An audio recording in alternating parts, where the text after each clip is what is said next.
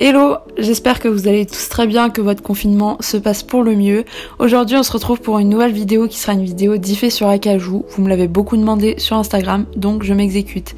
Celle sur Corsair arrivera très prochainement. En attendant, j'espère que celle-ci vous plaira et je vous laisse avec la suite. C'est parti. Donc Acajou de Barberou est un sel français de 10 ans, il est né en 2010 et il mesure 1m68.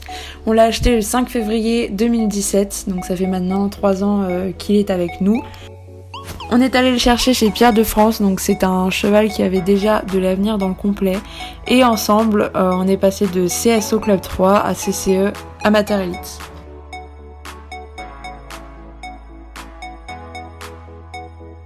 On passe maintenant au deuxième fait, donc comme vous le savez ça fait bientôt maintenant 3 ans qu'on fait du complet ensemble. Donc le dressage c'est pas trop son point fort, il est très contracté sur le carré et il aime pas trop ça. Donc ça joue pas trop en notre faveur sur les notes, même si au dernier concours qu'on a fait on a pu noter une grosse progression. Sur le cross c'est un cheval très franc et très agile, il adore ça, on a vraiment trouvé sa discipline. C'est vraiment un cheval d'extérieur qui adore les balades et le cross.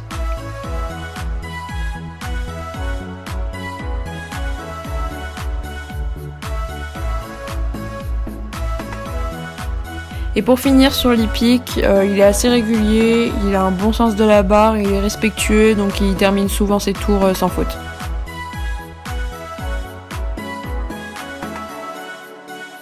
On passe au troisième fait, donc avec Acajou, on aime beaucoup la monte en licol, surtout en été, on part beaucoup en balade comme ça.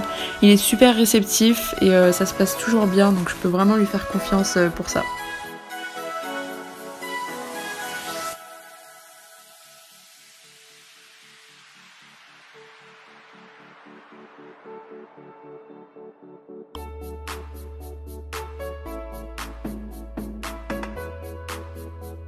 Quatrième fait, Acajou a des champignons dans les oreilles, donc je pense qu'il a ça de naissance parce qu'on a déjà essayé énormément de produits différents, que ça soit des crèmes, des compléments, de l'Imaveral. Donc au début c'était très compliqué parce qu'il se laissait pas du tout toucher les oreilles, on avait beaucoup de mal à lui mettre le filet. Et encore aujourd'hui, pour lui mettre le filet, je suis obligée de détacher les montants du mort pour lui rattacher après.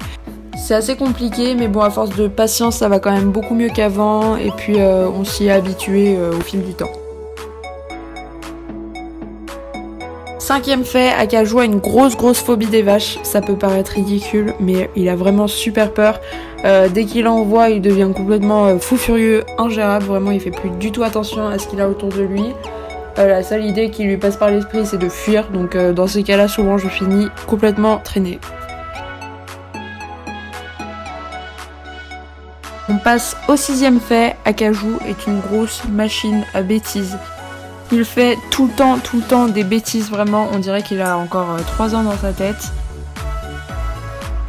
Il fait les 400 coups, vraiment, j'ai au moins 3000 exemples de bêtises à vous raconter. Il a déjà mangé mon téléphone, il a déjà cassé la barrière du manège en la sautant, il a aussi cassé un bout de ma porte de casier, enfin bref, c'est une catastrophe et je pense que j'ai pas encore fini avec lui. Septième fait, il aime tous les autres chevaux. Vraiment, il n'y a pas un cheval encore que j'ai trouvé avec qui il s'entendait pas. Il cherche toujours le contact, c'est un gros joueur, donc il adore jouer avec les autres. Et depuis qu'on a Corsair, c'est les 2 meilleurs amis du monde. Vraiment, ils s'adorent. À chaque fois que j'en sors un, il est obligé d'aller voir l'autre pour lui faire des gratouilles. C'est vraiment l'amour fou entre les deux. Neuvième fait, en octobre, Acajou a fait une grosse colique, il a dû être opéré en urgence, c'était une grosse opération. Suite à ça, il a eu 2 mois d'arrêt et une grosse convalescence après. Là, il est en train de reprendre tout juste le rythme qu'il avait avant. En tout cas, il s'en est très bien remis et il devrait bientôt être reparti normalement dans le circuit des concours. Et pour finir, on passe au 10e et dernier fait. Acajou a un rituel le matin, c'est-à-dire qu'il mange et il se recouche juste après. Donc en gros, il fait une grasse mat jusqu'à 11h. En concours, c'est pareil, entre chaque épreuve, il est obligé de se coucher et de faire la sieste. Donc c'est assez drôle parce qu'en fait, c'est un gros paresseux qui s'économise beaucoup et en plus de ça, il ronfle. Donc quand on passe devant le box et qu'il est en train de dormir, on dirait qu'il y a une baleine dans le box. Voilà. C'est la fin de la vidéo, j'espère vraiment qu'elle vous aura plu. En tout cas moi ça m'a fait trop plaisir de la monter. Donc je vous fais de gros bisous et je vous dis à la prochaine.